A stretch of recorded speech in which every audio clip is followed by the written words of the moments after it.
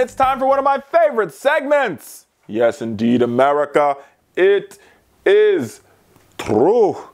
Can we all just get along? As Martin Lawrence would say, let's talk about it. New Jersey Democrats have proposed a new piece of legislation Monday that would allow people to vote while they are in prison. Like several other states, New Jersey does not allow felons to vote after their conviction, including while they're on probation or parole.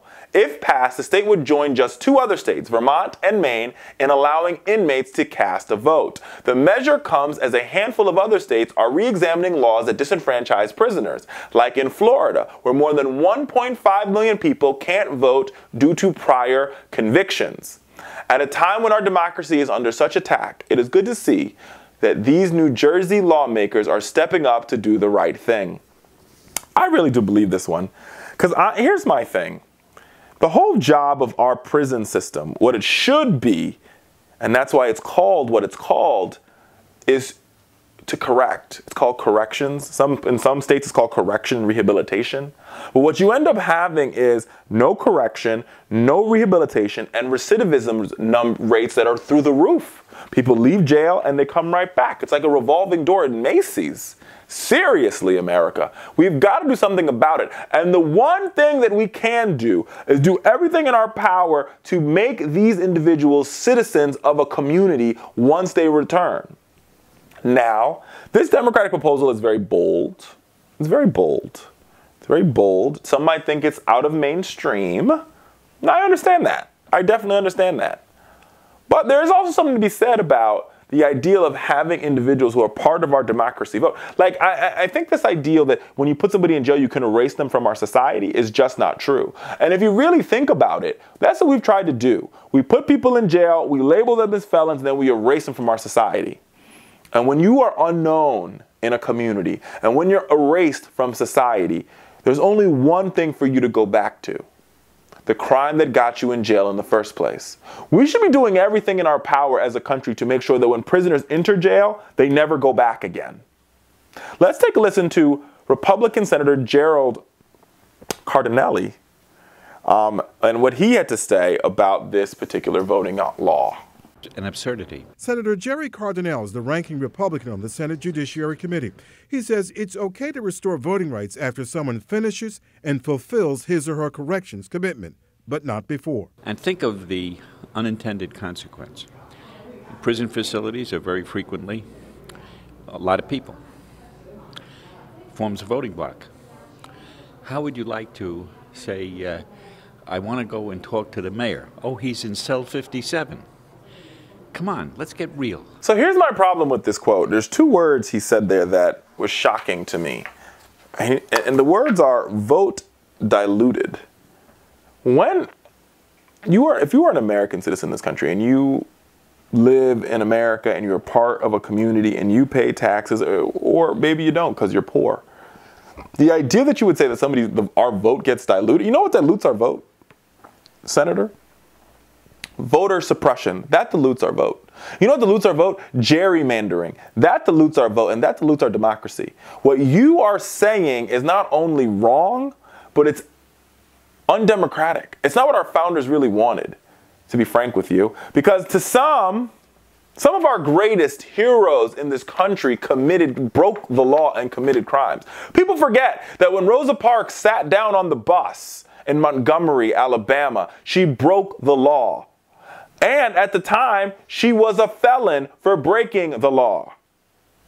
People forget that the individuals that crossed the Edmund Pettus Bridge 51 years ago broke the law. People forget that Martin Luther King broke the law. People forget that John Lewis broke the law.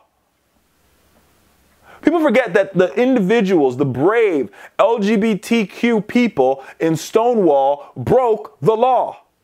All these individuals under what our current society is today would be seen as felons and their right to vote will be taken away.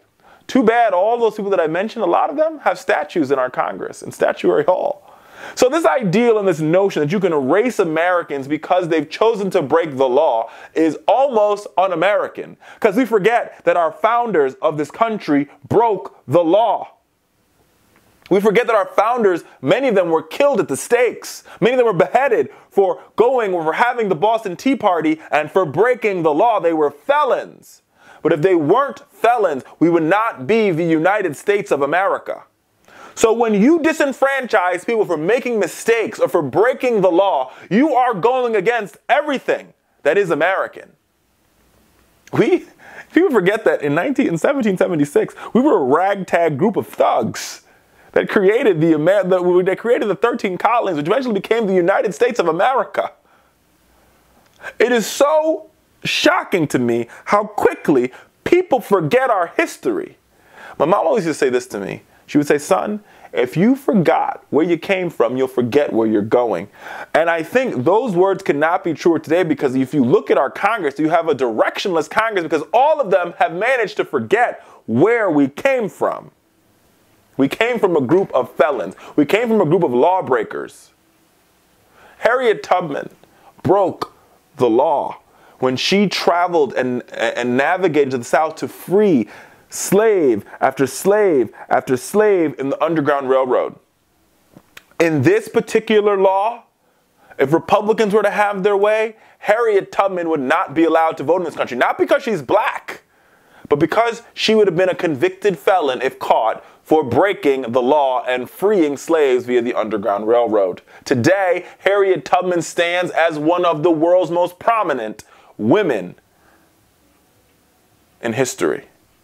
So let's be very clear about what you see happening here. The laws that stop felons to vote in New Jersey were created in 1844, almost 200 years ago. These laws are still in the books, and these laws are dictating our policy today. But over and over again, you see brave lawmakers, you see brave governors, you see brave senators, you see brave House of Delegates and legislatures stand up and say, we need change. Former Governor Terry McAuliffe unilaterally restored the voting rights on a case-by-case basis for over 172,000 former felons in the state of Virginia. According to one estimate, 1 in 13 voting age blacks are disenfranchised at a rate more than 4 times that of non-African Americans. Right now in Florida, in November, they will be, and we've talked about this on the Fowler Show before, there will be a ballot issue where the Floridians will be able to reinstate the right of over 1.5 million people who have done their time. They've done the crime. They've paid their debt to society. They are now part of community. They are now living in our next doors. They're now paying taxes. Many of them own small businesses. They're everything that the correction system is supposed to do. They did their time. They committed a crime. They paid their time. They've rehabilitated themselves, and they're now part of community, thriving and growing, but yet they don't have the right to vote. America, the right to vote is fundamental.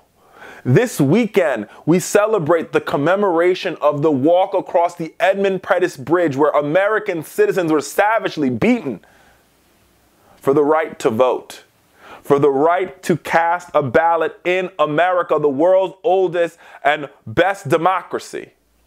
And yet still, in the oldest and best democracy in the world, people are eliminated and people are stopped from participating in that democracy.